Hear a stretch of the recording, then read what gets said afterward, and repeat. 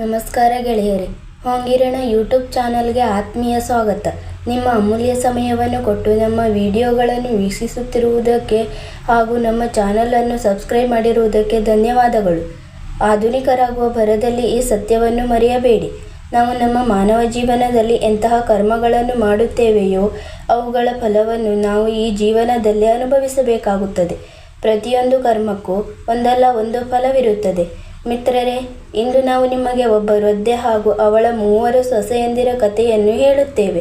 ಅವರು ತಮ್ಮ ಕರ್ಮಗಳ ಕಾರಣದಿಂದ ನಾಯಿಗಳಾಗಿ ಬದಲಾದರು. ಇಂದಿನ ಕಥೆಯು ಬಹಳ ಜ್ಞಾನವರ್ಧಕ ಹಾಗೂ ಸ್ಫೂರ್ತಿದಾಯಕವಾಗಿದೆ. ಒಂದು ಪುಟ್ಟ ಹಳ್ಳಿಯಲ್ಲಿ ಒಬ್ಬ ವೃದ್ಧ ತಾಯಿ ವಾಸಿಸುತ್ತಿದ್ದಳು. ಅವಳಿಗೆ 3 ಗಂಡು ಮಕ್ಕಳು, 3 ಸೊಸೆಯಂದಿರು ಇದ್ದರು. ವೃದ್ಧ ತಾಯಿ ಬಹಳ ಧಾರ್ಮಿಕ ಸ್ವಭಾವದವಳಾಗಿದ್ದಳು ಹಾಗೂ ಪ್ರತಿದಿನ ಪೂಜೆ ಪುನಸ್ಕಾರಗಳಲ್ಲಿ ಸಮಯ ಕಳೆಯುತ್ತಿದ್ದಳು. ಅವಳು ಬೆಳ್ಳಂಬೆಳಿಗ್ಗೆ ಎದ್ದು ಗಂಗಾ ಸ್ನಾನಕ್ಕೆ ಹೋಗುತ್ತಿದ್ದಳು. ಭಗವಾನ್ ವಿಷ್ಣು ಹಾಗೂ ಲಕ್ಷ್ಮೀದೇವಿಯ ಪೂಜೆ ಮಾಡುತ್ತಿದ್ದಳು.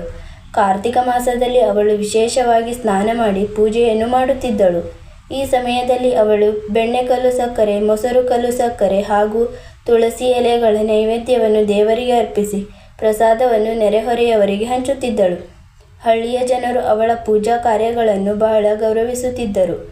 ಕಾರ್ತಿಕ ಮಾಸದಲ್ಲಿ ಪ್ರತಿದಿನವೂ ಗಂಗಾ ಸ್ನಾನ ಮಾಡುವುದು, ಪೂಜೆ ಮಾಡುವುದು ಆ ವೃದ್ಧ ತಾಯಿಯ ನಿಯಮವಾಗಿತ್ತು. ಕಾರ್ತಿಕ ಪೂರ್ಣಿಮೆಯ ದಿನ ಅವಳು ವಿಶೇಷವಾಗಿ ಗಂಗಾ ಸ್ನಾನಕ್ಕೆ ಹೋಗಿ ನೈವೇದ್ಯ ತಯಾರಿಸಿ ದೇವರಿಗೆ ಅರ್ಪಿಸುತ್ತಿದ್ದರು. ಆದರೆ ಅವಳ 3 ಸೊಸೆಯಂದಿರಿಗೆ ಇದೆಲ್ಲವೂ ಸ್ವಲ್ಪವೂ ಇಷ್ಟವಿರಲಿಲ್ಲ. ಅವರು ಆಗಾಗ ಅವರ ಶ್ರದ್ಧೆಯನ್ನು ಹಾಸ್ಯ ಮಾಡಿ ಪ್ರಸಾದ ತಿನ್ನಲು ನಿರಾಕರಿಸುತ್ತಿದ್ದರು. ಅವರು ಹೇಳುತ್ತಿದ್ದರು, ಇದರಲ್ಲಿ ತುಳಸಿ ಎಲೆಗಳಿವೆ, ನಾವು ಇದನ್ನು ತಿನ್ನಲು ಸಾಧ್ಯವಿಲ್ಲ, ಇದೆಲ್ಲವೂ ಬರೀ ನಾಟಕ ಎಂದು. ಇದನ್ನು ಕೇಳಿದ ವೃದ್ಧ ತಾಯಿಗೆ ಬಹಳ ದುಃಖವಾಗುತ್ತಿತ್ತು. ಆದರೆ ಅವಳು ಸದ್ದಿಲ್ಲದೆ ತನ್ನ ಪೂಜೆಯನ್ನು ಮಾಡುತ್ತಿದ್ದಳು. ವೃದ್ಧ ತಾಯಿಯ ಪತಿ ಸ್ವಲ್ಪ ಸಮಯದ ಹಿಂದೆಯೇ ತೀರಿ ಹೋಗಿದ್ದರು. ಆದ್ದರಿಂದ ಅವಳು ಈಗ ಒಬ್ಬಂಟಿಯಾಗಿದ್ದಳು. ಅವಳ ಮಕ್ಕಳು ಕೂಡ ತಮ್ಮ ಹೆಂಡತಿಯರ ಮಾತು ಕೇಳಿ ಅವಳಿಂದ ದೂರವಾಗಿದ್ದರು.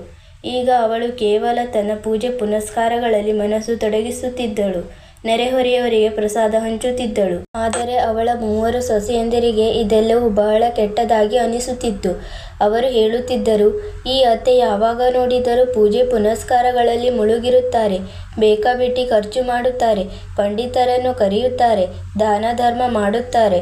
ಇವರು ಸತ್ತು ಹೋದರೆ ಒಳ್ಳೆಯದು, ಕನಿಷ್ಠ ಈ ಖರ್ಚಾದರೂ ಉಳಿಯುತ್ತದೆ ಎಂದು. ವೃದ್ಧ ತಾಯಿ ತನ್ನ 3 ಮಕ್ಕಳನ್ನು ಬಹಳ ಪ್ರೀತಿಯಿಂದ ಸಾಕಿದ್ದಳು. ಅವರು ಹಾಗೂ ಅವರ ಪತಿ ಸೇರಿ ಅವರನ್ನು ಬೆಳೆಸಿದ್ದರು.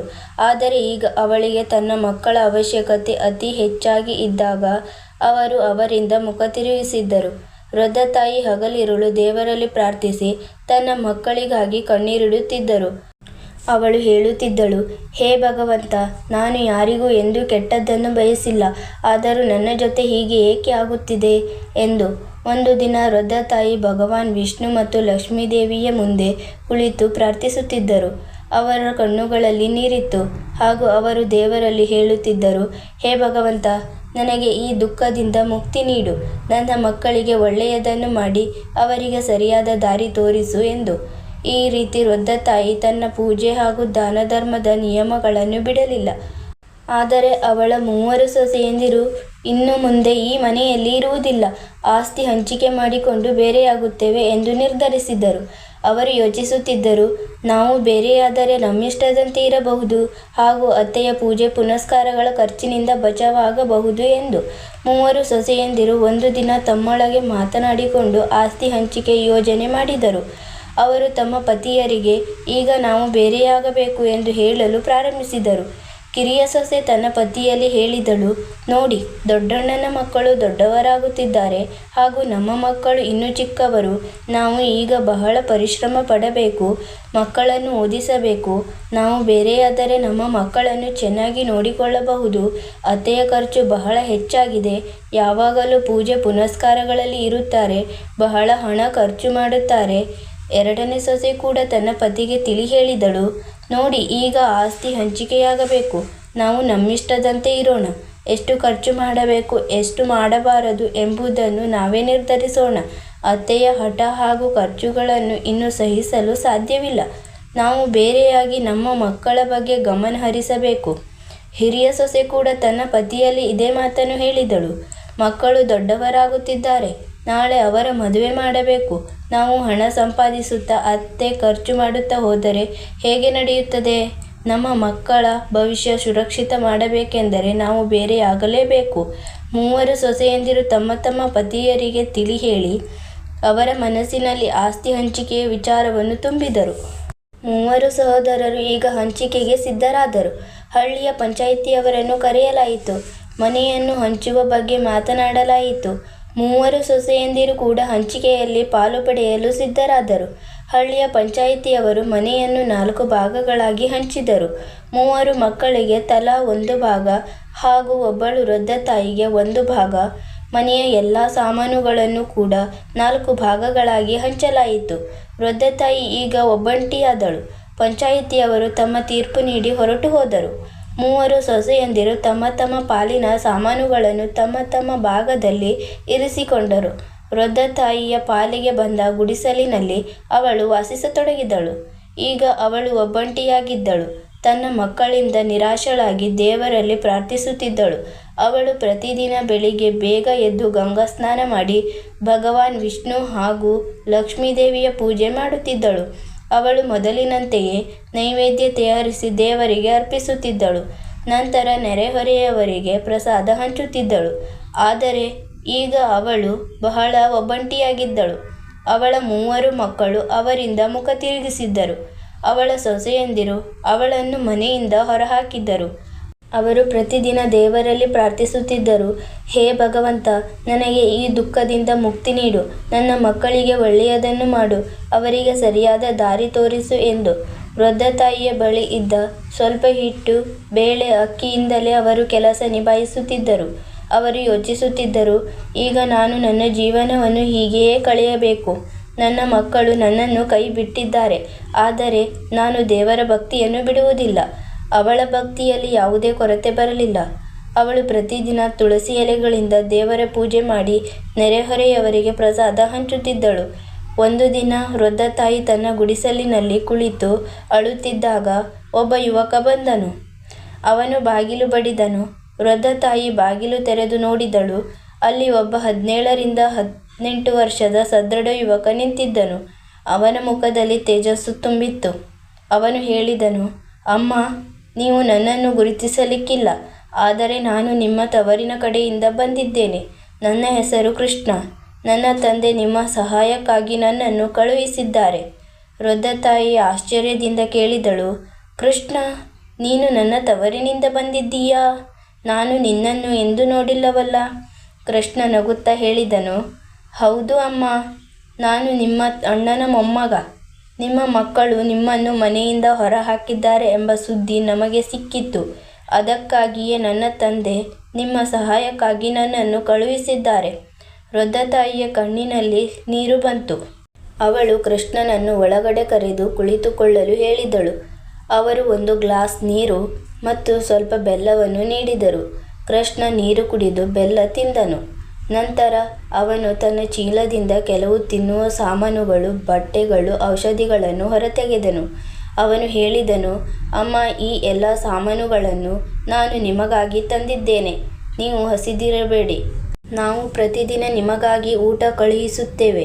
ವೃದ್ಧ ತಾಯಿ ಕೃಷ್ಣನನ್ನು ಹರಸಿ ಹೇಳಿದಳು, ಮಗನೇ, ನಿನಗೆ ಬಹಳ ಧನ್ಯವಾದಗಳು. ನೀನು ನನಗಾಗಿ ಮಾಡಿದ್ದಕ್ಕೆ ನಾನು ದೇವರಲ್ಲಿ ನಿನ್ನ ಸುಖ ಸಮೃದ್ಧಿಗಾಗಿ ಪ್ರಾರ್ಥಿಸುತ್ತೇನೆ. ಕೃಷ್ಣ ವೃದ್ಧ ತಾಯಿಯಿಂದ ಬೀಳ್ಕೊಂಡು ಮರಳಿ ಹೋದನು. ವೃದ್ಧ ತಾಯಿ ದೇವರಿಗೆ ಧನ್ಯವಾದ ಅರ್ಪಿಸಿ ಯೋಚಿಸಿದಳು, ಭಗವಂತ ನನ್ನ ಪ್ರಾರ್ಥನೆಯನ್ನು ಕೇಳಿದ್ದಾನೆ. ಈಗ ನಾನು ಹಸಿದಿರುವುದಿಲ್ಲ ಎಂದು. ಈಗ ವೃದ್ಧ ತಾಯಿಗೆ ಪ್ರತಿದಿನ ಊಟ ಸಿಗುತ್ತಿತ್ತು. ಅವಳು ಮೊದಲಿನಂತೆಯೇ ನೈವೇದ್ಯ ತಯಾರಿಸಿ ದೇವರಿಗೆ ಅರ್ಪಿಸಿ ನೆರೆಹೊರೆಯವರಿಗೆ ಪ್ರಸಾದ ಹಂಚುತ್ತಿದ್ದಳು. ಆದರೆ ಅವಳ 3 ಸೊಸೆಯಂದಿರಿಗೆ ಇದೆಲ್ಲವೂ ನೋಡಿ ಬಹಳ ಹೊಟ್ಟೆ ಕಿಚ್ಚು ಆಗುತ್ತಿತ್ತು. ಅವರು ಯೋಚಿಸುತ್ತಿದ್ದರು, ಈ ಮುದಿ ಹೆಣ್ಣಿಗೆ ಇಷ್ಟೊಂದು ಊಟ ಎಲ್ಲಿಂದ ಬರುತ್ತಿದೆ? ಇವಳ ಹತ್ತಿರ ಸಂಪಾದಿಸುವವರು ಯಾರೂ ಇಲ್ಲ. ಆದರೂ ಇವಳು ಇಷ್ಟು ಆರೋಗ್ಯವಾಗಿ ಹೇಗೆ ಆಗುತ್ತಿದ್ದಾಳೆ? 3 ಸೊಸೆಯಂದಿರು ವೃದ್ಧ ತಾಯಿಯ ಆರೋಗ್ಯ ಕಂಡು ಬಹಳ ಉರಿಯುತ್ತಿದ್ದರು. ಅವರು ಯೋಚಿಸುತ್ತಿದ್ದರು, ನಾವು ಈ ಮುದುಕಿಯನ್ನು ಬೇರೆ ಮಾಡಿದ್ದು ಅವಳು ಬೇಗ ಹಸಿವು ಬಾಯಾರಿಕೆಯಿಂದ ಸಾಯಲಿ ಎಂದು. ಆದರೆ ಇವಳು ಇನ್ನೂ ಆರೋಗ್ಯವಂತಳಾಗುತ್ತಿದ್ದಾಳೆ. ಒಂದು ದಿನ ಸೊಸೆಯಂದಿರು ವೃದ್ಧ ತಾಯಿಯ ಗುಡಿಸಲಿಗೆ ಹೋಗಿ ಅಲ್ಲಿ ಏನು ನಡೆಯುತ್ತಿದೆ ಎಂದು ಪತ್ತೆ ಹಚ್ಚಲು ನಿರ್ಧರಿಸಿದರು. ಮರುದಿನ ವೃದ್ಧ ತಾಯಿ ಗಂಗಾ ಸ್ನಾನಕ್ಕೆ ಹೋಗಿದ್ದಾಗ ಮೂವರು ಸೊಸೆಯಂದಿರು ಅವಳ ಗುಡಿಸಲಿನೊಳಗೆ ನುಗ್ಗಿದರು. ಅಲ್ಲಿ ಅವರು ನೋಡಿದರು, ಗುಡಿಸಲಿನಲ್ಲಿ ಬೇಳೆ, ಅಕ್ಕಿ, ಹಿಟ್ಟು, ಮಸಾಲೆಗಳು, ಒಣ ಹಣ್ಣುಗಳು, ಎಷ್ಟೋ ತರಹದ ಒಳ್ಳೆಯ ಊಟದ ಸಾಮಾನುಗಳಿವೆ. ಸೊಸೆಯಂದಿರು ಆಶ್ಚರ್ಯಚಕಿತರಾದರು. ಅವರು ತಮ್ಮೊಳಗೆ ಮಾತನಾಡಿಕೊಳ್ಳಲಾರಂಭಿಸಿದರು. ಈ ಮುದುಕಿ ಇಷ್ಟೊಂದು ಚಾಲಾಕಿಯಾಗಿದ್ದಾಳೆ. ನಾವು ಅವಳು ಹಸಿವು ಬಾಯಾರಿಕೆಯಿಂದ ಸಾಯುತ್ತಿದ್ದಾಳೆ ಎಂದು ಅಂದುಕೊಂಡಿದ್ದೆವು. ಆದರೆ ಇಲ್ಲಿ ನೋಡಿದರೆ ಪ್ರತಿಯೊಂದು ವಸ್ತುವಿನ ಭಂಡಾರವೇ ಇದೆ. ಹಿರಿಯ ಸೊಸೆ ಹೇಳಿದಳು, ಇವಳು ಖಂಡಿತ ನಮ್ಮ ಮನೆಯಿಂದ ಕಳ್ಳತನ ಮಾಡಿ ಇದೆಲ್ಲವನ್ನು ಸಂಗ್ರಹಿಸಿದ್ದಾಳೆ. ನಾವು ಕೆಲಸದಲ್ಲಿ ಇರುತ್ತೇವೆ, ಇವಳು ಕದ್ದು ಮುಚ್ಚಿ ತನ್ನ ಮನೆಗೆ ತುಂಬಿಸಿಕೊಳ್ಳುತ್ತಿದ್ದಾಳೆ. ಈಗ ಇವಳಿಗೆ ಪಾಠ ಕಲಿಸಬೇಕು. ಎರಡನೇ ಸೊಸೆ ಹೇಳಿದಳು, ಹೌದು, ಇವಳಿಗೆ ಸರಿಯಾದ ಪಾಠ ಕಲಿಸಬೇಕು. ನೋಡೋಣ ಇವಳು ಎಲ್ಲಿ ಏನೇನು ಸಂಗ್ರಹಿಸಿದ್ದಾಳೆ ಎಂದು. ಕಿರಿಯ ಸೊಸೆ ಕೂಡ ಅದಕ್ಕೆ ಸಮ್ಮತಿಸಿದಳು. ಸರಿಯಾಗಿ ಹೇಳಿದೆ, ನಾನು ಇವಳ ವಿರುದ್ಧ ಏನಾದರೂ ಮಾಡಬೇಕು. ಮೂವರು ಸೊಸೆಯಂದಿರು ತಮ್ಮ ಮಡಿಲು ತುಂಬ ಸಾಮಾನುಗಳನ್ನು ತುಂಬಿಕೊಂಡು ತಮ್ಮ ಮನೆಗೆ ಹೋಗತೊಡಗಿದರು. ಅವರು ಊಟದ ಸಾಮಾನನ್ನು ಎತ್ತಿದ ತಕ್ಷಣ ಅದರಲ್ಲಿ ತುಳಸಿ ಎಲೆಗಳಿರುವುದನ್ನು ಕಂಡರು. ಕೋಪದಿಂದ ಅವರು ಆ ತುಳಸಿ ಎಲೆಗಳನ್ನು ಚರಂಡಿಗೆ ಎಸೆದರು. ಇದನ್ನು ನೋಡಿ ಅವರು ಇನ್ನೂ ಹೆಚ್ಚು ಕ್ರೋಧಿತರಾದರು. ಸಾಮಾನುಗಳನ್ನು ಎತ್ತಿಕೊಂಡು ಹೊರಗೆ ಹೋಗಲಾರಂಭಿಸಿದರು. ಅಷ್ಟರಲ್ಲಿ ಒಂದು ವಿಚಿತ್ರ ಘಟನೆ ನಡೆಯಿತು. ಮೂವರು ಸೊಸೆಯಂದಿರು ನೋಡಿದರು. ಅವರ ಕೈಕಾಲುಗಳು ಮೆಲ್ಲನೆ ನಾಯಿಯ ಪಂಜುಗಳಾಗಿ ಬದಲಾಗತೊಡಗಿದವು. ಅವರು ಹೆದರಿ ಕಿರುಚಲಾರಂಭಿಸಿದರು. ಆದರೆ ಯಾರೂ ಅವರಿಗೆ ಸಹಾಯ ಮಾಡಲು ಸಾಧ್ಯವಾಗಲಿಲ್ಲ.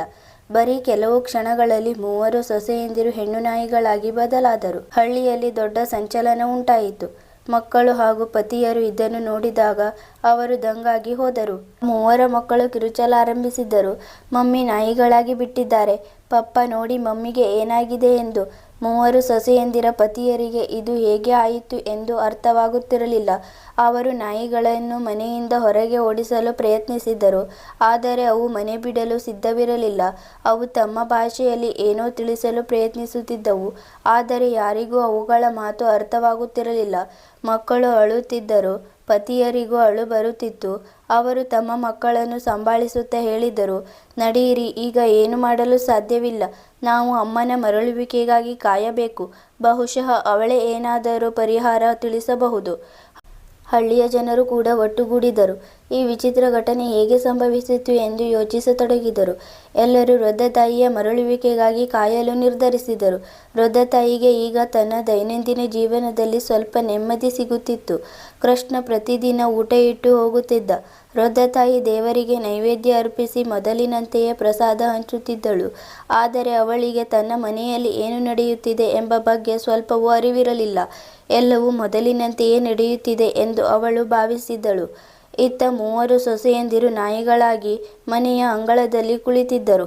ಅವರ ಪತಿಯರಿಗೆ ಮನೆಯ ಎಲ್ಲ ಕೆಲಸಗಳನ್ನು ಮಾಡಬೇಕಾದ ಪರಿಸ್ಥಿತಿ ಬಂದಿತ್ತು.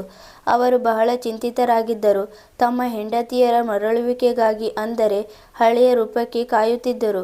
ಹಳ್ಳಿಯ ಜನರು ಈ ವಿಚಿತ್ರ ಘಟನೆಯಿಂದ ಬೆರಗಾಗಿದ್ದರು. ಪ್ರತಿಯೊಬ್ಬರು ಹೇಳುತ್ತಿದ್ದರು, ಇದೆಲ್ಲವೂ ವೃದ್ಧ ತಾಯಿಯ ಭಕ್ತಿ ಹಾಗೂ ಅವಳ ತಪಸ್ಸಿನ ಫಲ ಎಂದು. ಹಳ್ಳಿಯ ಕೆಲವು ಜನರು ವೃದ್ಧ ತಾಯಿ ಗಂಗಾ ಸ್ನಾನಕ್ಕೆ ಹೋಗುತ್ತಿರುವುದನ್ನು ನೋಡಿದರು. ಅವರು ಯೋಚಿಸಿದರು, ಈಗ ಅವಳಿಗೆ ಎಲ್ಲ ವಿಷಯಗಳನ್ನು ತಿಳಿಸಬೇಕು ಎಂದು. ಅವರು ಅವಳ ಬಳಿ ಹೋಗಿ ಹೇಳಿದರು, ಅಮ್ಮ, ನಿನ್ನ ಮನೆಯಲ್ಲಿ ಏನೋ ವಿಚಿತ್ರ ನಡೆಯುತ್ತಿದೆ. ನಿನ್ನ ಮೂವರು ಸೊಸೆಯಂದಿರು ನಾಯಿಗಳಾಗಿ ಬದಲಾಗಿದ್ದಾರೆ. ವೃದ್ಧ ತಾಯಿಗೆ ಇದನ್ನು ಕೇಳಿ ಬಹಳ ಆಶ್ಚರ್ಯವಾಯಿತು. ಅವರು ಯೋಚಿಸಿದರು, ಇದು ಹೇಗೆ ಸಾಧ್ಯ ಎಂದು. ಅವರು ತಕ್ಷಣ ಗಂಗಾ ಸ್ನಾನ ಮುಗಿಸಿ ಮನೆಯ ಕಡೆಗೆ ಮರಳಿದರು. ಅವರ ಹೃದಯದಲ್ಲಿ ಬಹಳಷ್ಟು ಆತಂಕಗಳಿದ್ದವು. ಅವರು ದೇವರಲ್ಲಿ ಪ್ರಾರ್ಥಿಸಿದರು, ಹೇ ಭಗವಂತ, ನನ್ನ ಮನೆಯನ್ನು ರಕ್ಷಿಸಿ, ನನ್ನ ಮಕ್ಕಳಿಗೆ ಸರಿಯಾದ ದಾರಿ ತೋರಿಸು.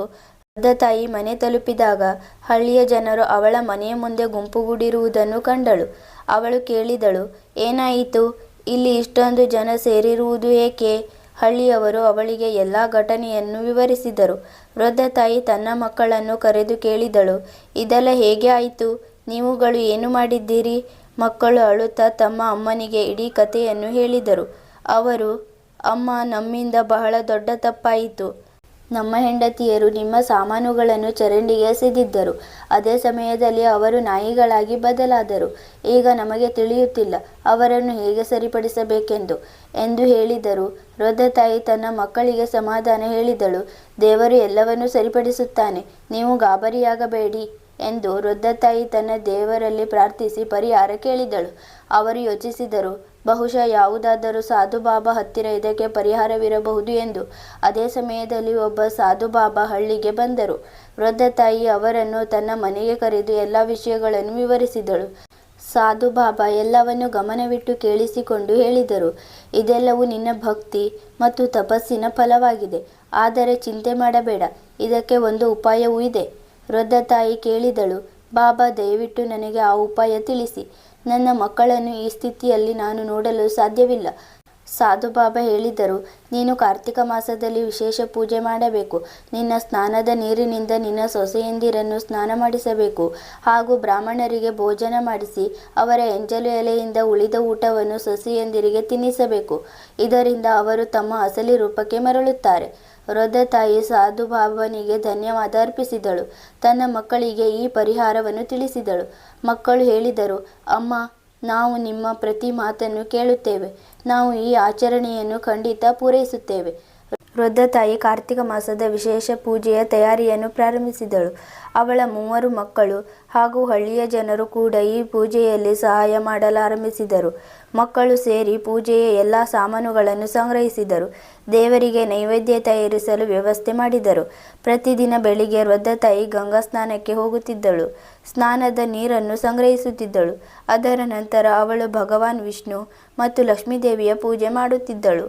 ನಂತರ ತನ್ನ ನೆರೆಹೊರೆಯವರಿಗೆ ಪ್ರಸಾದ ಹಂಚುತ್ತಿದ್ದಳು. ಈ ಮಧ್ಯೆ 3 ಸೊಸೆಯಂದಿರು ಇಂದಿಗೂ ನಾಯಿಗಳ ರೂಪದಲ್ಲಿ ಮನೆಯ ಅಂಗಳದಲ್ಲೇ ಕುಳಿತಿರುತ್ತಿದ್ದರು. ಅವರ ಪತಿಯರಿಗೆ ಮನೆಯ ಎಲ್ಲ ಕೆಲಸಗಳನ್ನು ಮಾಡಬೇಕಾಗುತ್ತಿತ್ತು. ಮಕ್ಕಳಿಗೆ ತಮ್ಮ ತಾಯಂದಿರ ನೆನಪು ಬಹಳ ಕಾಡುತ್ತಿತ್ತು. ಅವರು ಆಗಾಗ ಅಳುತ್ತಾ ತಮ್ಮ ಅಜ್ಜಿಯ ಹತ್ತಿರ ಹೇಳುತ್ತಿದ್ದರು, ಅಜ್ಜಿ, ಅಮ್ಮ ಯಾವಾಗ ಸರಿಯಾಗುತ್ತಾರೆ? ನಮಗೆ ನಮ್ಮ ಅಮ್ಮ ಮರಳಿಬೇಕು. ವೃದ್ಧ ತಾಯಿ ಮಕ್ಕಳಿಗೆ ಸಮಾಧಾನ ನೀಡುತ್ತಾ ಹೇಳುತ್ತಿದ್ದಳು, ಮಕ್ಕಳೇ, ಭಗವಂತ ಎಲ್ಲವನ್ನೂ ಸರಿಪಡಿಸುತ್ತಾನೆ. ನೀವು ತಾಳ್ಮೆಯಿಂದ ಇದ್ದು ಪ್ರಾರ್ಥಿಸಿ. ಮಕ್ಕಳನ್ನು ಶಾಂತಗೊಳಿಸಲು ಅವಳು ಅವರಿಗೆ ಕಥೆಗಳನ್ನು ಹೇಳುತ್ತಿದ್ದಳು. ಅವರ ಜೊತೆ ಸಮಯ ಕಳೆಯುತ್ತಿದ್ದಳು. ವೃದ್ಧ ತಾಯಿ ಪೂಜೆಗಾಗಿ 5 ಮಂದಿ ಬ್ರಾಹ್ಮಣರನ್ನು ಕರೆಸಿದಳು. ಮಕ್ಕಳು ಕೂಡ ತಮ್ಮ ಕಡೆಯಿಂದ ತಲಾ 5 ಮಂದಿ ಬ್ರಾಹ್ಮಣರನ್ನು ಕರೆಸಿದರು. ಈ ರೀತಿ ಒಟ್ಟು 21 ಬ್ರಾಹ್ಮಣರನ್ನು ಕರೆಯಲಾಯಿತು. ಬ್ರಾಹ್ಮಣರಿಗಾಗಿ ವಿಶೇಷ ನೈವೇದ್ಯ ಸಿದ್ಧಪಡಿಸಲಾಯಿತು. ಕಾರ್ತಿಕ ಪೂರ್ಣಿಮೆಯ ದಿನ ಬಂದಿತು. ವೃದ್ಧ ತಾಯಿ ತನ್ನ ಮಕ್ಕಳ ಸಹಾಯದಿಂದ ಬ್ರಾಹ್ಮಣ ಭೋಜನದ ವ್ಯವಸ್ಥೆ ಮಾಡಿದಳು. ಬೆಳ್ಳಂಬೆಳಿಗ್ಗೆ ಎಲ್ಲ ಬ್ರಾಹ್ಮಣರನ್ನು ಆಮಂತ್ರಿಸಲಾಯಿತು. ಅವರಿಗೆ ವಿಶೇಷ ಖಾದ್ಯಗಳನ್ನು ತಯಾರಿಸಿ ಉಣಬಡಿಸಲಾಯಿತು. ಬ್ರಾಹ್ಮಣ ಭೋಜನದ ನಂತರ ವೃದ್ಧ ತಾಯಿ ಎಲ್ಲರ ಪಾದ ಮುಟ್ಟಿ ನಮಸ್ಕರಿಸಿ ದೇವರಲ್ಲಿ ಪ್ರಾರ್ಥಿಸಿದಳು, ಹೇ ಭಗವಂತ, ನನ್ನ ಸೊಸೆಯಂದಿರನ್ನು ಅವರ ಹಳೆಯ ರೂಪಕ್ಕೆ ಮರಳಿ ತಾ. ನನ್ನ ಕಾರ್ತಿಕ ಸ್ನಾನ ಹಾಗೂ ಪೂಜೆಯ ಫಲ ಅವರಿಗೆ ಸಿಗಲಿ ಎಂದು. ಬ್ರಾಹ್ಮಣರು ತೃಪ್ತಿಯಿಂದ ಊಟ ಮಾಡಿ ವೃದ್ಧ ತಾಯಿಯನ್ನು ಹರಸಿದರು. ಅವರು ಹೇಳಿದರು, ತಾಯಿ, ನಿನ್ನ ಪೂಜೆ ಹಾಗೂ ತಪಸ್ಸು ಸಫಲವಾಗುತ್ತದೆ. ಭಗವಂತ ನಿನ್ನ ಪ್ರಾರ್ಥನೆಯನ್ನು ಖಂಡಿತ ಕೇಳುತ್ತಾನೆ. ಬ್ರಾಹ್ಮಣ ಭೋಜನದ ನಂತರ ವೃದ್ಧ ತಾಯಿ 3 ಸೊಸೆಯಂದಿರನ್ನು ಕರೆದಳು. ಆ 3 ನಾಯಿಗಳು ದೇವರ ನೈವೇದ್ಯದ ಎಂಜಲು ಊಟವನ್ನು ಬಹಳ ಪ್ರೀತಿಯಿಂದ ಉಣ್ಣಲಾರಂಭಿಸಿದವು. ವೃದ್ಧ ತಾಯಿ ಅವುಗಳ ಮೇಲೆ ಗಂಗಾಜಲ ಚಿಮುಕಿಸಿದಳು ಮತ್ತು ತನ್ನ ಸ್ನಾನದ ನೀರಿನಿಂದ ಅವುಗಳಿಗೆ ಸ್ನಾನ ಮಾಡಿಸಿದಳು. ಗಂಗಾಜಲ ಹಾಗೂ ಸ್ನಾನದ ನೀರನ್ನು ಸೊಸೆಯಂದಿರ ಮೇಲೆ ಚಿಮುಕಿಸುತ್ತಿದ್ದಂತೆಯೇ ಒಂದು ಪವಾಡ ನಡೆಯಿತು. ಮೆಲ್ಲನೆ 3 ಸೊಸೆಯಂದಿರು ತಮ್ಮ ಅಸಲಿ ರೂಪಕ್ಕೆ ಮರಳಲಾರಂಭಿಸಿದರು. ಅವರ ಮುಖದಲ್ಲಿ ಪಶ್ಚಾತ್ತಾಪದ ಕಣ್ಣೀರಿತ್ತು. ಅವರು ತಮ್ಮ ಅತ್ತೆಯ ಪಾದಗಳಿಗೆ ಬಿದ್ದು ಅಳಲಾರಂಭಿಸಿದರು. 3 ಸೊಸೆಯಂದಿರು ಹೇಳತೊಡಗಿದರು, ಅಮ್ಮ, ನಮ್ಮನ್ನು ಕ್ಷಮಿಸಿಬಿಡಿ. ನಾವು ನಿಮ್ಮ ಜೊತೆ ಬಹಳ ಕೆಟ್ಟದಾಗಿ ನಡೆದುಕೊಂಡೆವು. ನಮಗೆ ನಮ್ಮ ಕರ್ಮಗಳ ಶಿಕ್ಷೆ ಸಿಕ್ಕಿದೆ. ಇನ್ನು ಮುಂದೆ ನಾವು ನಿಮಗೆ ಎಂದಿಗೂ ಯಾವುದೇ ತೊಂದರೆ ನೀಡುವುದಿಲ್ಲ. ಯಾವಾಗಲೂ ನಿಮ್ಮ ಸೇವೆ ಮಾಡುತ್ತೇವೆ. ವೃದ್ಧ ತಾಯಿ ಅವರನ್ನು ಅಪ್ಪಿಕೊಂಡು ಹೇಳಿದಳು, ಮಕ್ಕಳೇ, ಭಗವಂತ ನಿಮ್ಮನ್ನು ಕ್ಷಮಿಸಿದ್ದಾನೆ. ಈಗ ನೀವುಗಳು ಸತ್ಯವಾದ ಹೃದಯದಿಂದ ದೇವರ ಭಕ್ತಿ ಮಾಡಿ ನಿಮ್ಮ ಕರ್ಮಗಳನ್ನು ಸುಧಾರಿಸಿಕೊಳ್ಳಿ. 3 ಸೊಸೆಯಂದಿರು ತಮ್ಮ ಅತ್ತೆಗೆ ವಾಗ್ದಾನ ಮಾಡಿದರು. ಅವರು ಇನ್ನು ಮುಂದೆ ಪ್ರತಿ ವರ್ಷ ಕಾರ್ತಿಕ ಸ್ನಾನ ಮತ್ತು ಪೂಜೆ ಮಾಡುತ್ತಾರೆ ಹಾಗೂ ಎಂದಿಗೂ ವೃದ್ಧ ತಾಯಿಯನ್ನು ಅವಮಾನಿಸುವುದಿಲ್ಲ ಎಂದು. ಈ ರೀತಿ ಇಡೀ ಕುಟುಂಬ ಸೇರಿ ದೇವರ ಪೂಜೆ ಮಾಡಿದರು ಮತ್ತು ಪ್ರಸಾದ ಹಂಚಿದರು. ಮೂವರು ಸೊಸೆಯಂದಿರು ತಮ್ಮ ಅಸಲಿ ರೂಪಕ್ಕೆ ಮರಳಿದ ನಂತರ ಮನೆಯಲ್ಲಿ ಒಂದು ಹೊಸ ಶಕ್ತಿ ಮತ್ತು ಶಾಂತಿಯ ವಾತಾವರಣ ನಿರ್ಮಾಣವಾಯಿತು. ವೃದ್ಧ ತಾಯಿಯ ಭಕ್ತಿ ಹಾಗೂ ತಪಸ್ಸು ಇಡೀ ಕುಟುಂಬಕ್ಕೆ ಒಂದು ಹೊಸ ಜೀವನ ನೀಡಿತು. ಈಗ ಎಲ್ಲರೂ ಸೇರಿ ದೇವರ ಪೂಜೆ ಮಾಡುತ್ತಿದ್ದರು ಮತ್ತು ಕಾರ್ತಿಕ ಸ್ನಾನದ ಮಹಿಮೆಯನ್ನು ಅರ್ಥ ಮಾಡಿಕೊಂಡಿದ್ದರು. ವೃದ್ಧ ತಾಯಿ ತನ್ನ ಮಕ್ಕಳು ಮತ್ತು ಸೊಸೆಯಂದಿರಿಗೆ ಭಕ್ತಿ ಮತ್ತು ಸೇವೆಯ ಮಹತ್ವವೆಂಬುದನ್ನು ಕಲಿಸಿಕೊಟ್ಟರು. ಅವರು ಹೇಳಿದರು, ನೋಡಿ ಮಕ್ಕಳೇ, ದೇವರ ಪೂಜೆ ಮತ್ತು ಸೇವೆಯಿಂದ ನಮಗೆ ನಿಜವಾದ ಸುಖ ಮತ್ತು ಶಾಂತಿ ಸಿಗುತ್ತದೆ. ನಾವು ಯಾವಾಗಲೂ ಸತ್ಯವಾದ ಹೃದಯದಿಂದ ಭಕ್ತಿ ಮಾಡಬೇಕು ಮತ್ತು ಇತರರಿಗೆ ಸಹಾಯ ಮಾಡಬೇಕು. ಹಿರಿಯ ಸೊಸೆ ಹೇಳಿದಳು, ಅಮ್ಮ, ಈಗ ನಮಗೆ ಅರ್ಥವಾಗಿದೆ ದೇವರ ಪೂಜೆಯ ಮಹತ್ವವೇನೆಂದು. ನಾವು ಪ್ರತಿ ವರ್ಷ ಕಾರ್ತಿಕ ಸ್ನಾನ ಮಾಡುತ್ತೇವೆ, ಭಕ್ತಿಯಿಂದ ಜೀವನ ನಡೆಸುತ್ತೇವೆ. ಎರಡನೇ ಸೊಸೆ ಕೂಡ ತನ್ನ ಅಮ್ಮನಿಗೆ ಹೇಳಿದಳು, ಅಮ್ಮ, ನಮ್ಮನ್ನು ಕ್ಷಮಿಸಿಬಿಡಿ. ನಾವು ನಿಮ್ಮ ಜೊತೆ ಬಹಳ ತಪ್ಪು ಮಾಡಿದೆವು. ಇನ್ನು ಮುಂದೆ ನಾವು ನಿಮ್ಮ ಸೇವೆ ಮಾಡುತ್ತೇವೆ, ನಿಮ್ಮ ಜೊತೆ ಸೇರಿ ದೇವರ ಪೂಜೆ ಮಾಡುತ್ತೇವೆ. ಕಿರಿಯ ಸೊಸೆ ಕೂಡ ತನ್ನ ಅಮ್ಮನಿಗೆ ವಾಗ್ದಾನ ಮಾಡಿದಳು, ಅಮ್ಮ, ಈಗ ನಾವೆಲ್ಲರೂ ಜೊತೆಯಾಗಿ ಇರುತ್ತೇವೆ. ಯಾರು ನಿಮಗೆ ಎಂದಿಗೂ ತೊಂದರೆ ನೀಡುವುದಿಲ್ಲ. ನಾವು ಪ್ರತಿ ವರ್ಷ ಕಾರ್ತಿಕ ಸ್ನಾನ ಮತ್ತು ಪೂಜೆ ಮಾಡುತ್ತೇವೆ. ವೃದ್ಧ ತಾಯಿ ಬಹಳ ಖುಷಿಯಾದರೂ ತನ್ನ ಮಕ್ಕಳನ್ನು ಹರಸಿದಳು. ಈಗ ಮನೆಯಲ್ಲಿ ಎಲ್ಲರೂ ಅನನ್ಯವಾಗಿ ವಾಸಿಸತೊಡಗಿದರು. ಮುಂದಿನ ವರ್ಷ ಕಾರ್ತಿಕ ಪೂರ್ಣಿಮೆಯ ದಿನ ಇಡೀ ಕುಟುಂಬ ಸೇರಿ ವಿಶೇಷ ಪೂಜೆಯನ್ನು ಆಯೋಜಿಸಿದರು. ಮನೆಯನ್ನು ಅಲಂಕರಿಸಲಾಯಿತು. ಭಗವಾನ್ ವಿಷ್ಣು ಹಾಗೂ ಲಕ್ಷ್ಮೀದೇವಿಯ ವಿಶೇಷ ಆರಾಧನೆ ಮಾಡಲಾಯಿತು. ಮೂವರು ಸೊಸೆಯಂದಿರು ಬೆಳ್ಳಂಬೆಳಿಗ್ಗೆ ಎದ್ದು ಗಂಗಾ ಸ್ನಾನಕ್ಕೆ ಹೋದರು. ಸ್ನಾನದ ನಂತರ ದೇವರ ನೈವೇದ್ಯ ತಯಾರಿಸಿದರು. ವೃದ್ಧ ತಾಯಿ ಎಲ್ಲರಿಗೂ ತುಳಸಿ ಎಲೆಗಳನ್ನು ಹೇಗೆ ಬಳಸಬೇಕು, ದೇವರಿಗೆ ಹೇಗೆ ನೈವೇದ್ಯ ಅರ್ಪಿಸಬೇಕು ಎಂದು ಕಲಿಸಿಕೊಟ್ಟಳು. ಅವರು ಹೇಳಿದರು, ತುಳಸಿ ಎಲೆಗಳಲ್ಲಿ ದೈವಿಕ ಶಕ್ತಿ ಇದೆ. ದೇವರಿಗೆ ಇದು ಬಹಳ ಪ್ರಿಯವಾದದ್ದು. ನಾವು ಸತ್ಯವಾದ ಮನಸ್ಸಿನಿಂದ ಪೂಜೆ ಮಾಡಿ ನೈವೇದ್ಯ ಅರ್ಪಿಸಬೇಕು. ಮೂವರು ಸೊಸೆಯಂದಿರು ಪೂರ್ಣ ಶ್ರದ್ಧೆಯಿಂದ ಪೂಜೆ ಮಾಡಿ ದೇವರಿಗೆ ನೈವೇದ್ಯ ಅರ್ಪಿಸಿದರು. ಅದರ ನಂತರ ಎಲ್ಲರೂ ಹಳ್ಳಿಯ ಜನರನ್ನು ಕರೆದು ಪ್ರಸಾದ ಹಂಚಿದರು. ಹಳ್ಳಿಯ ಜನರು ಕೂಡ ವೃದ್ಧ ತಾಯಿಯ ಭಕ್ತಿ ಮತ್ತು ತಪಸ್ಸನ್ನು ಹೊಗಳಲಾರಂಭಿಸಿದರು. ಭಗವಂತನ ಕೃಪೆಯಿಂದ ಈಗ ಕುಟುಂಬದಲ್ಲಿ ಸುಖ ಸಮೃದ್ಧಿ ಬರಲಾರಂಭಿಸಿತು. ಮೂವರು ಸಹೋದರರ ವ್ಯಾಪಾರ ಚೆನ್ನಾಗಿ ನಡೆಯಲಾರಂಭಿಸಿತು. ಮನೆಯಲ್ಲಿ ಸಂತೋಷದ ವಾತಾವರಣ ನೆಲೆಸಿತು. ಈಗ ಮೂವರು ಸೊಸೆಯಂದಿರು ಕೂಡ ತಮ್ಮ ಅತ್ತೆಯ ಸೇವೆಯಲ್ಲಿ ತೊಡಗಿದ್ದರು. ಪ್ರತಿ ಕೆಲಸದಲ್ಲೂ ಅವಳಿಗೆ ಸಹಾಯ ಮಾಡುತ್ತಿದ್ದರು. ಮೂವರು ಸಹೋದರರು ಕೂಡ ತಮ್ಮ ಅಮ್ಮನಿಗೆ ವಾಗ್ದಾನ ಮಾಡಿದರು, ಅವರು ಇನ್ನು ಮುಂದೆ ಎಂದಿಗೂ ಅವಳನ್ನು ಒಬ್ಬಂಟಿಯಾಗಿ ಬಿಡುವುದಿಲ್ಲ ಹಾಗೂ ಯಾವಾಗಲೂ ಅವರ ಸೇವೆ ಮಾಡುತ್ತೇವೆ ಎಂದು. ಅವರೆಲ್ಲರೂ ಸೇರಿ ಪ್ರತಿ ಹಬ್ಬದ ವಿಶೇಷ ಸಂದರ್ಭಗಳಲ್ಲಿ ದೇವರ ಪೂಜೆ ಮಾಡಿ ಪ್ರಸಾದ ಹಂಚುತ್ತಿದ್ದರು. ವೃದ್ಧ ತಾಯಿಯ ಜೀವನ ಈಗ ಪೂರ್ಣವಾಗಿ ಬದಲಾಗಿತ್ತು. ಈ ಕಥೆಯಿಂದ ನಮಗೆ ಕಲಿಯಲು ಸಿಗುವುದೇನೆಂದರೆ, ಭಕ್ತಿ, ಸೇವೆ ಹಾಗೂ ಸತ್ಯವಾದ ಮನಸ್ಸಿನಿಂದ ಮಾಡಿದ ಪ್ರಾರ್ಥನೆ ಯಾವಾಗಲೂ ಫಲ ನೀಡುತ್ತದೆ. ಭಗವಂತ ತನ್ನ ಭಕ್ತರ ಸತ್ಯವಾದ ಭಕ್ತಿಯನ್ನು ಎಂದಿಗೂ ನಿರಾಶೆಗೊಳಿಸುವುದಿಲ್ಲ. ಅವರಿಗೆ ಸುಖ, ಶಾಂತಿ ಹಾಗೂ ಸಮೃದ್ಧಿಯ ಆಶೀರ್ವಾದ ನೀಡುತ್ತಾನೆ. ಸ್ನೇಹಿತರೆ, ಇಂದು ನಾವು ಯಾವ ಫಲವನ್ನು ಅನುಭವಿಸುತ್ತಿದ್ದೇವೆಯೋ ಅದು ನಮ್ಮ ಹಿಂದಿನ ಜನ್ಮದ ಕರ್ಮಗಳ ಕಾರಣದಿಂದಾಗಿರುತ್ತದೆ. ಅದನ್ನೇ ನಾವು ಪ್ರಾರಬ್ಧ ಎಂದು ಕರೆಯುತ್ತೇವೆ. ಆ ಫಲವನ್ನು ಕರ್ತೃ ಅನುಭವಿಸಲೇಬೇಕಾಗುತ್ತದೆ. ಕರ್ಮಗಳ ಫಲ ನಮಗೆ ಖಂಡಿತ ಸಿಗುತ್ತದೆ. ಎಂತಹ ಕರ್ಮಗಳನ್ನು ಮಾಡುತ್ತೇವೆಯೋ ಅಂತಹದೇ ಫಲ ಸಿಗುತ್ತದೆ. ಆದರೆ ನಾವು ಈ ವಿಷಯವನ್ನು ಸಮಯಕ್ಕೆ ಸರಿಯಾಗಿ ಅರ್ಥ ಮಾಡಿಕೊಳ್ಳಲೇ ಇಲ್ಲ. ನಾವು ಮಾಡಿದ ಕರ್ಮಗಳ ಪರಿಣಾಮವೇನಾಗಬಹುದು ಎಂಬ ಜ್ಞಾನ ನಮಗೆ ಆಗುವಷ್ಟರಲ್ಲಿ ಸಮಯ ಬಹಳಷ್ಟು ಮೀರಿ ಹೋಗಿರುತ್ತದೆ. ಕರ್ಮಗಳಲ್ಲಿ 3 ವಿಧಗಳಿವೆ. ಅದರಲ್ಲಿ ಮೊದಲನೆಯದು ಸಂಚಿತ ಕರ್ಮ. ಸಂಚಿತ ಕರ್ಮ ಎಂದರೆ ಯಾವ ಕರ್ಮಗಳ ಫಲ ಈ ಜೀವನದಲ್ಲಿ ಸಿಗುವುದಿಲ್ಲವೋ ಅವು ಜನ್ಮ ಜನ್ಮಾಂತರದವರೆಗೆ ಸಂಚಿತವಾಗುತ್ತಾ, ಅಂದರೆ ಸಂಗ್ರಹವಾಗುತ್ತಾ ಸಾಗುತ್ತವೆ. ಅಂದರೆ ಈ ಜೀವನದ ಮಾತ್ರವಲ್ಲದೆ ಪೂರ್ವ ಜನ್ಮಗಳ ಎಲ್ಲ ಕರ್ಮಗಳು ಯಾವುದನ್ನು ನೀವು ಆ ಜನ್ಮಗಳಲ್ಲಿ ಮಾಡಿದ್ದೀರೋ ಅವುಗಳನ್ನು ನೀವು ಒಟ್ಟುಗೂಡಿಸಿ ನಿಮ್ಮ ಖಾತೆಗೆ ಹಾಕಿಕೊಂಡಿದ್ದೀರಿ ಎಂದರ್ಥ. ಉದಾಹರಣೆಗೆ, ಯಾರಾದರೂ ನಿಮ್ಮನ್ನು ಅವಮಾನಿಸಿದಾಗ ನೀವು ಕೋಪಗೊಂಡರೆ ನಿಮ್ಮ ಸಂಚಿತ ಕರ್ಮಗಳು ಹೆಚ್ಚಾಗುತ್ತವೆ. ಆದರೆ ಒಂದು ವೇಳೆ ಯಾರಾದರೂ ಅವಮಾನಿಸಿದಾಗ ನೀವು ಕೋಪಗೊಳ್ಳದಿದ್ದರೆ ನಿಮ್ಮ ಸಂಚಿತ ಕರ್ಮಗಳು ಕಡಿಮೆಯಾಗುತ್ತವೆ. ಪ್ರತಿ ಜನ್ಮದಲ್ಲಿ ಮಾಡಿದ ಸಂಸ್ಕಾರ ಮತ್ತು ಅದರ ಫಲ ಜೀವಿಯ ವೈಯಕ್ತಿಕ ಸಂಪತ್ತಾಗಿದೆ. ಅದು ಒಳ್ಳೆಯದು ಅಥವಾ ಕೆಟ್ಟದ್ದು, ಹೀಗೆ 2 ಪ್ರಕಾರದ್ದಾಗಿರಬಹುದು. ಇದೇ ಸಂಚಿತ ಕೋಶವನ್ನು ಸಂಚಿತ ಕರ್ಮ ಎನ್ನಲಾಗುತ್ತದೆ ಮತ್ತು ಮನುಷ್ಯ ಇದನ್ನು ಪ್ರತಿ ಜನ್ಮದಲ್ಲೂ ಹೊಸ ರೂಪದಲ್ಲಿ ಗಳಿಸುತ್ತಾ ಸಾಗುತ್ತಾನೆ. ಶ್ರೀಮದ್ ಭಗವದ್ಗೀತೆಯ ಪ್ರಕಾರ ಎರಡನೇ ಕರ್ಮವೆಂದರೆ ಪ್ರಾರಬ್ಧ ಕರ್ಮ. ಪ್ರಾರಬ್ಧವು ಸಂಸ್ಕೃತ ಶಬ್ದವಾಗಿದ್ದು ಅದರ ಅರ್ಥ ಪಡೆದಿರುವುದು ಎಂದು. ಹಿಂದೂ ಜ್ಯೋತಿಷ್ಯ ಶಾಸ್ತ್ರದಲ್ಲಿ ಪ್ರಾರಬ್ಧ ಕರ್ಮ ಅಂದರೆ ಯಾವ ಕರ್ಮವನ್ನು ಜೀವಾತ್ಮವು ಮೊದಲೇ ಈ ಜನ್ಮದಲ್ಲಿ ಅನುಭವಿಸುತ್ತಿದೆಯೋ ಆ ಕರ್ಮದ ಹೆಸರು. ಪ್ರಾರಬ್ಧ ಕರ್ಮವು ಜೀವಾತ್ಮವು ಪೂರ್ವ ಜನ್ಮಗಳಲ್ಲಿ ಗಳಿಸಿದ ಕರ್ಮಗಳ ಫಲಿತಾಂಶವಾಗಿದ್ದು ಅದನ್ನು ಜೀವಾತ್ಮವು ಈ ಜನ್ಮದಲ್ಲಿ ಅನುಭವಿಸಲು ನಿಶ್ಚಯಿಸಲಾಗಿದೆ. ಈ ಪ್ರಾರಬ್ಧ ಕರ್ಮವು ಜೀವಾತ್ಮದ ಜನನ ಮರಣ ಅನುಭವ ಹಾಗೂ ಜೀವನದ ಸ್ಥಿತಿಗಳನ್ನು ನಿರ್ಧರಿಸುತ್ತದೆ. ಪ್ರಾರಬ್ಧ ಕರ್ಮವು ಜೀವಾತ್ಮದ ಪೂರ್ವಕರ್ಮಗಳ ಒಂದು ಸಣ್ಣ ಭಾಗವಾಗಿದ್ದು ಅದನ್ನು ಈ ಜನ್ಮದಲ್ಲಿ ಅನುಭವಿಸಲು ಸಂಕಲ್ಪಿಸಲಾಗಿರುತ್ತದೆ. ಯಾವಾಗ ಈ ಪ್ರಾರಬ್ಧ ಕರ್ಮ ಮುಕ್ತಾಯವಾಗುತ್ತದೋ ಆಗ ಜೀವಾತ್ಮದ ಹೊಸ ಕರ್ಮಗಳು ಪ್ರಾರಂಭವಾಗುತ್ತವೆ. ಮೂರನೇ ಕರ್ಮವೆಂದರೆ ಕ್ರಿಯಮಾಣ ಕರ್ಮ. ಈ ಕರ್ಮವು ಶಾರೀರಿಕವಾಗಿದೆ. ಯಾವುದಾದರೂ ಫಲವು ಪ್ರಯತ್ನದ ಜೊತೆಗೆ ಸಿಗುತ್ತಿರುತ್ತದೆ. ಅಮಲು ಪದಾರ್ಥ ಸೇವಿಸಿದರೆ ಉನ್ಮಾದ ಬರುತ್ತದೆ. ವಿಷ ಕುಡಿದರೆ ಮೃತ್ಯುವಾಗುತ್ತದೆ. ಶರೀರವು ಜಡತತ್ವಗಳಿಂದ ಮಾಡಲ್ಪಟ್ಟಿದೆ. ಅದರಲ್ಲಿ ತಕ್ಷಣವೇ ಬದಲಾವಣೆ ಕಾಣುತ್ತದೆ. ನಿಯಮಕ್ಕೆ ವಿರುದ್ಧವಾಗಿ ಆಹಾರ ಸೇವಿಸಿದರೆ ರೋಗದ ನೋವು, ಅಶಕ್ತತೆಯ ಆಕ್ರಮಣ ತಕ್ಷಣವೇ ಆಗುತ್ತದೆ. ಅದರ ಶುದ್ಧಿಯು ಶೀಘ್ರವಾಗಿ ಆಗುತ್ತದೆ. ಕ್ರಿಯಮಾಣ ಕರ್ಮದಿಂದಲೇ ಸಂಚಿತ ಕರ್ಮಗಳ ನಿರ್ಮಾಣವಾಗುತ್ತದೆ.